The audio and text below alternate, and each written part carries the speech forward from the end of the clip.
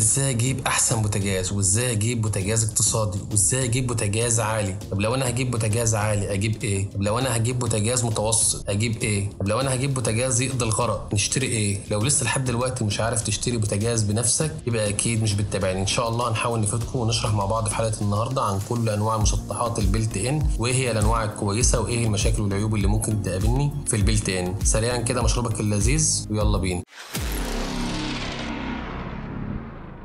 الفيديو ده هنتكلم عن كل ما يخص بوتاجاز البلت ان. من الاخر كده يعني هطلعك برنس فاهم في كل حاجه عن البوتاجاز البلت ان ده. يا جماعه الخير، اقسم بالله بيجي لنا كميه اسئله غلط بتتقال عن موضوع بوتاجاز البلت ان ده. ده بيدل اللي بيسال مش فاهم حاجه خالص، فاحنا تمام. فاحنا جايين النهارده افهمك على كل حاجه واعرفك كل حاجه ماشيه ازاي.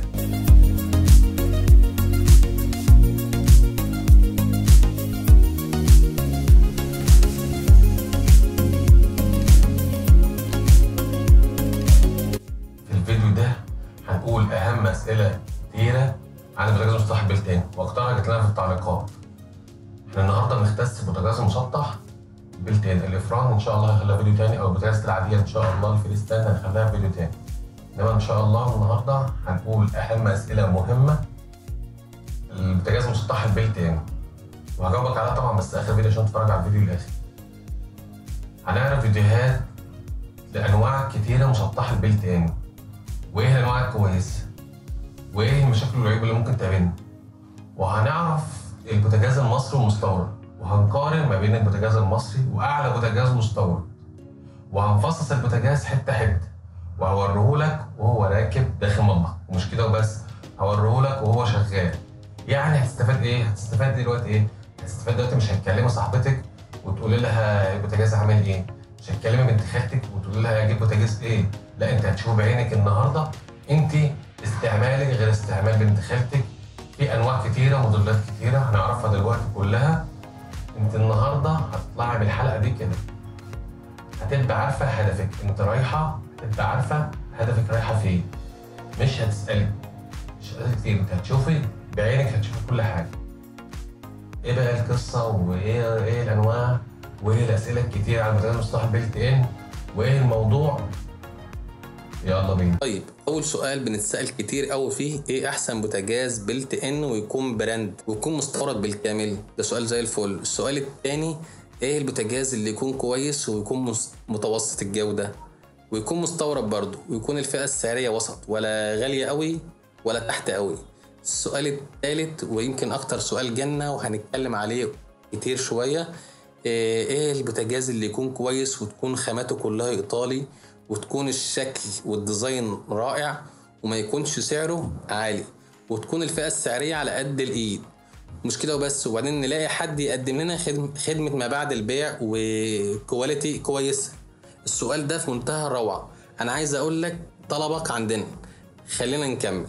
السؤال الرابع، ليه أكتر الناس أو العرايس بالأخص بتحفز البلت إن عن البوتاجاز العادي، مع ان تكلفه البلت ان بتكون اعلى في التسعيره من البوتاجاز العادي؟ وكمان الفرن البلت ان ما تقدرش تشغل الفرن والشوايه مع بعض. سؤال جميل. السؤال الخامس، هل البلت ان عملي ولا انا هجيبه علشان شكله حلو؟ الناس اللي بتحب الشكل هرد برضه عليكم، ولا علشان بيوفر لي سبيس مساحه حلوه في المطبخ؟ السؤال السادس، هل البلت ان استخدامه اسهل من البوتاجاز العادي؟ السؤال بقى الاخير، هل البلت ان المسطح ما فيهوش عيوب؟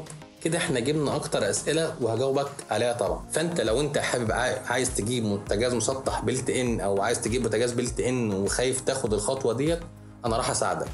خليك معايا عشان تتفرج على الفيديو الاخر، لانك هتعرف حاجات كتيره، وهنفصل البوتاجاز حته حته، وهتعرف انواع كتيره انا هعرضها دلوقتي، وهرد على الاسئله اللي جات لنا دي كلها. بس مش هيحصل حاجه طبعا لو دوست لايك. تمام. احنا سالنا اسئله كتيره، وفي ناس لقيتها بترد علينا في التعليقات بتعرف البوتاجاز مسطح من ايه. في واحده قالت لي من الاستانلس، وواحده ثانيه قالت لي من الحوامل والشكل، واحد تاني بيقول لي هو اغلى حاجه هو احسن حاجه، هو مقتنع ان اغلى حاجه هو احسن حاجه. طبعا هو دي وجهة نظر، بس المشكلة الحقيقية عشان ارد على حضرتك واقول لك، انت لازم تكون شايف وعارف انك هتشتري على اساس ايه. مش عايز اقول لك اللي ممكن التاجر يوجهك على حاجات عنده مش مسحوبة ولا لها وكيل في السوق ونيجي ندور على خدمة ما بعد البيع ولا لا يعني ما تلاقيش، ولو احتاجناهم ما نلاقيش حد يوفر لنا الدعم الفني. طبعا مش كل التجار يعني، عشان برضو ما حدش يتعب مننا، مش كل التجار، في تجار فاهمه وعندها الوعي عن الاجهزه اللي معروضه عندهم، مش عايزه تاخد مجهود كبير بس منه، عايزك تكون رايح وعارف انت هتشتري ايه. لف في كل المحلات او كل المعارض الاجهزه، ابرم السوق زي ما بيقولوا براحتك واعرف الاسعار. بس يعني انت لو انت تكون فاهم وعارف انت ايه، هتوفر وقت على نفسك وهتوفر وقت على التاجر. طبعا شويه الاسئله ديت ناس كتيره سالتني فيها وما كنتش عارف ارد عليهم من اي اتجاه، ارد عليهم ماديا ولا شكليا ولا حاجه عمليه. فانا هنعرض قراتنا الاسئله كلها اهوت، واقدر طبعا نفصل بوتاجاز حته حته واقدر اجاوبك عليها. ماشي، خلينا نخش في الموضوع. طيب في البدايه كده احنا عندنا الانواع المسطحات كلها البلت ان بتركب في قلب الرخام، تمام كده؟ تمام ماشي. المسطحات ديت في عندنا منها انواع، في عندنا مسطح ده بيبقى كهرباء، وده طبعا هنستبعده عن الموضوع بتاع حلقتنا النهارده لان تكلفته غاليه ومش هينفع معانا في مصر هنا، هينفع في شقه عندك في مصيف بقى حضرتك، لو عندك شقه في مصيف ممكن تركب. وعندنا كمان نوع برضه هنستبعده اللي هو المسطح التيفال، ده عن نفس الشخصي ما بحبوش، لو قابلته قدامك حاول تجيب حاجه عمليه. ماشي، هنخش في النوع بقى الثالث اللي هو مسطح الازاز. مسطح الازاز ده بيكون بيشتغل بالغاز، بالانبوبه او بالغاز الطبيعي، بيركب في قلب تقفيله الرخام، والناس كتيره بتسالنا عليه،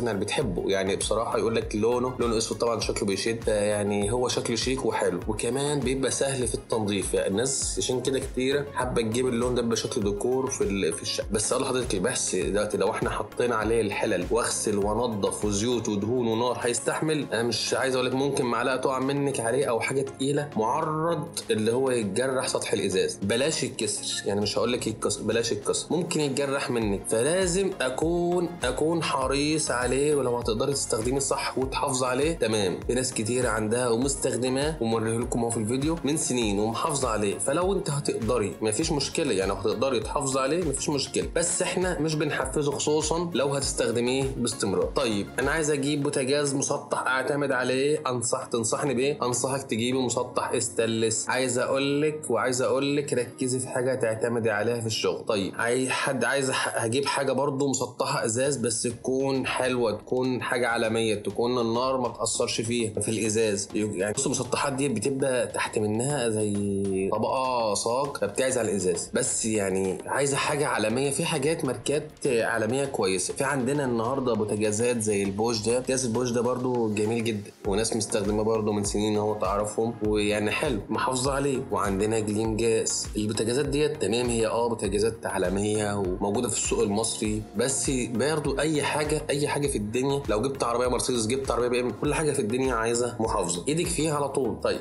وفي كمان عندنا برضو موجود نوع اسمه بيكو، موجود في السوق المصري برضو، النوع ده جميل جدا بالفئه المتوسطه برضو قريبه مننا، ووكيلها موجود هنا وقطع غيرها موجود هنا برضو، ومنافس للبوتاجازات اللي هي الايطالي اللي هي البوش والجليم جاز طيب كويس.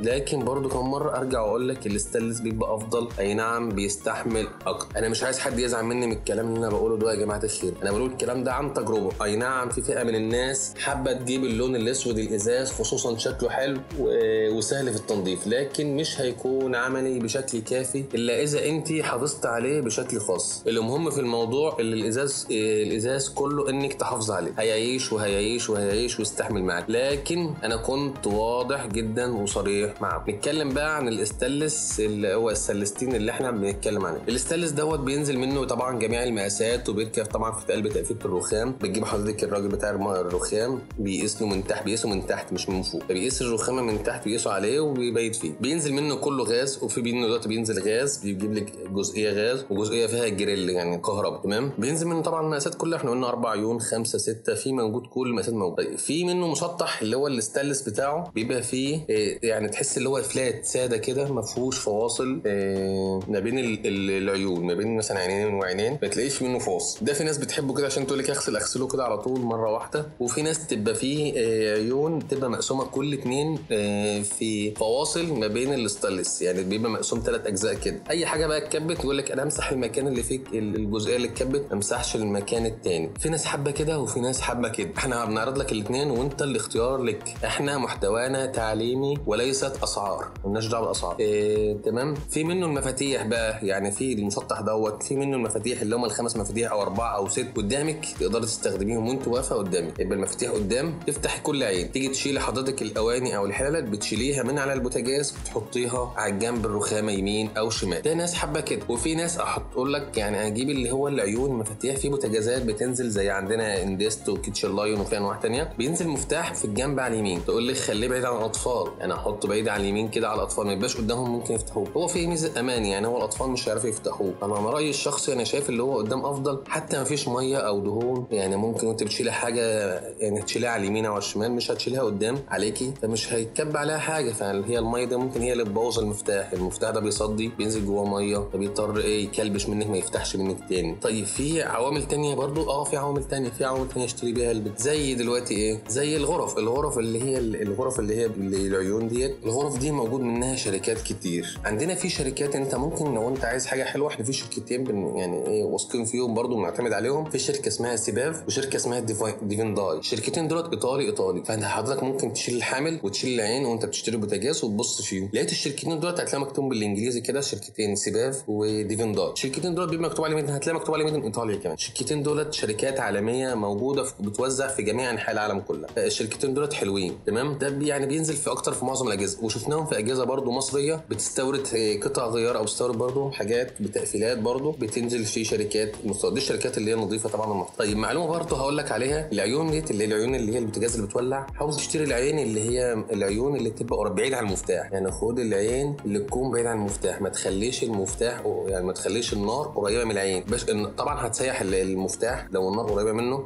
حضرتك هتحط الحله هتبقى قريبه، هتلاقي النار فارده ناحيه المفتاح، فهي قريبه منه. خصوصا في ممكن الاربعه شعله ممكن تلاقيهم مضايقينها شويه. لا حاول تبعد، يعني حاول تيجي تشتري بوتاجاز، بص على العين الكبيره فين، ورا خالص ناحيه الحيطه او هتبقى ورا بعيد عن المفتاح. خلاص تمام. طول ما انت بتقرب الحراره من المفتاح كده، انت المفتاح بيبوظ منك، وفي جوان كده هيسيح منك، وهتلاقي ميه داخله وهتلاقي المفتاح باظ منك. طول ما بعدت الحراره عن المفتاح كده حافظت على عمر البوتاجاز. طبعا فده تطول في عمره. نتكلم على حاجه كمان تانية. البوتاجاز طبعا اكتر البوتاجازات او 90 او 95% بتنزل كلها فلات. يعني مفيش اماكن بيدخل فيها فتحات تدخل فيها دهون تبوظ الصاج والكهرباء والحاجات اللي جوه ده ويصد. فاكتر البوتاجازات اللي مسطحه البيلت ان بتنزل فلات. هتلاقي فلات مفيش اماكن كده، تلاقي غرف. حضرتك حتى عايزه تغسليه تجيبي مناديل وتحطها في قلب الغرف عشان ما تسديش الفواني. في فواني جوه اللي بتولع النار، حطي مناديل. امسحي بوتاجازك بسفنجه ميه دافيه بريل. ما توصليش للمرحله اللي انت تجيبي ماء سوائل من بره تشتريها دهون ومزيل والكلام ده. لا، اول غسله بغسله على طول. تسدي المناديل، تسدي الغرف بمناديل، تمسحي بالبوليش كده السفنجه والبريل وميه دافيه تغسلي البوتاجاز. طبعا ما تنسيش حاجه ثانيه،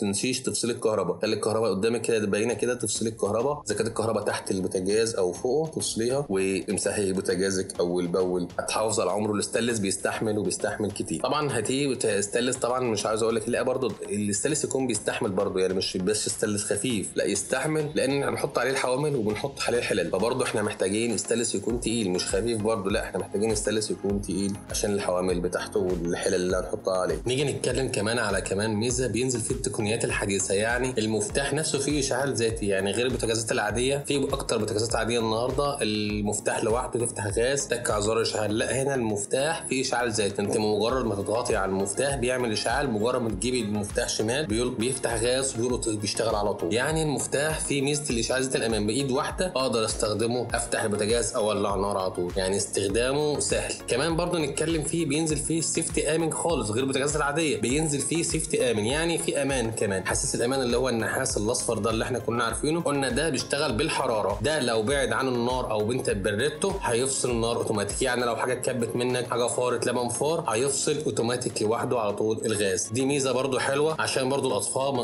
يقدرش يولعوا، يعني الطفل نفسه ما يقدرش يولع. فدي ميزه، لازم تضغطي على المفتاح شويه 10 ثواني او 15 ثانيه، كل 10 ثواني لحد ما يسخن الحساس. لو طفيناها او نفخنا فيها او ما جت عليها ولبن طبعا قلنا بيفصل غاز. نيجي كمان لحامل الاواني، اللي هو في عندنا حامل اواني اللي هو الظهر، واللي هو فيه ظهر حديد، في الحديد وفي الظهر المحمل، وفي اللي هو الحامل اللي هو الصغير على قد العين. يعني احنا عندنا في نوع تلاقي ظهر بس خفيف، وفي اللي هو الحديد، وفي اللي هو الحديد او الظهر على كل قد العين. طبعا انا رايي الشخصي هاتي الظهر المحمل التقيل، بحيث لما احط الحلل والاواني انت تقلبي وتطبخي كده في براحتك، ما يتحركش منك، علشان في حوامل ظهر خفيف. احنا نجيب الحوامل التقيل عشان ما يتحركش منك، تحط كده يثبت في الاستانلس كده وما يتحركش. اما حامل خفيف نيجي نقلب يتزحلق مننا والحامل يتزحلق منك بسهوله، لكن الحامل الاواني اللي هو الظهر التقيل بتلاقيه ثابت مكانه. وكمان احط الحلل بقى يكون مهما اقلب بيكون الموضوع بالنسبه لي امن جدا في الاستخدام. في كمان حاجه احنا قلنا في الحامل اللي هو الصغير ده، في ناس بتحبه تلاقي الحامل الصغير في العين الصغير ده كده زي ما انتم شايفينه، ده اللي هو على قد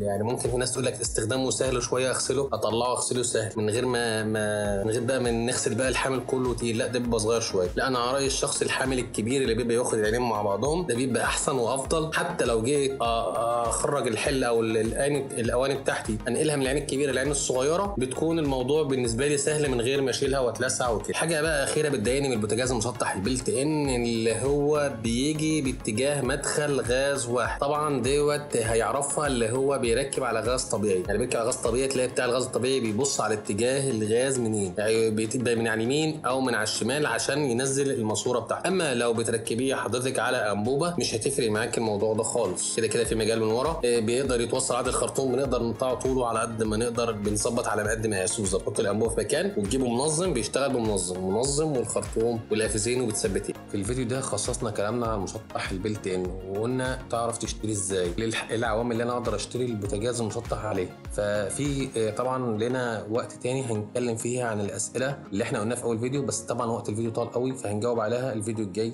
ان شاء الله. وكمان هنعرف الانواع كلها المصريه والمستورده، وكمان هنعمل مقارنه ما بين الاجهزه المستورده والاجهزه المحليه، هنعمل مقارنه بين الاجهزه وتعرف الانواع كلها.